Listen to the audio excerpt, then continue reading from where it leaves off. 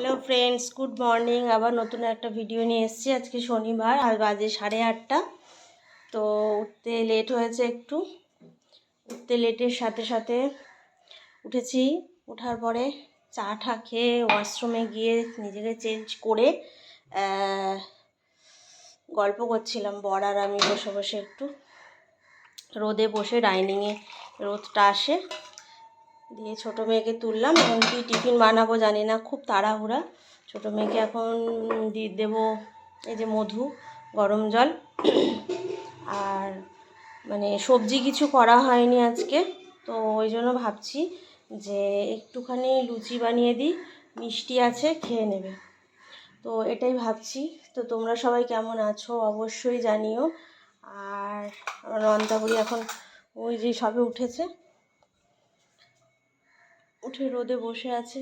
দেখতে পাচ্ছ ওই জায়গাটা আমাদের রোদ আসে, রোদে বসে আছে ওখানটায়। তো ওকে এখন আমি ক্যামেরাটা রাখি, মধু গরম জল দেব। আর তারপরে আমি ছটপট করে ময়দা মেখে, আমার ফোনটা না দাঁড়ায় না ঠিকঠাকভাবে, স্ট্যান্ড আছে, স্ট্যান্ডটা আনিনি, প্রচণ্ড দেরি হয়ে গেছে। আমার বর গেছে স্নান করতে।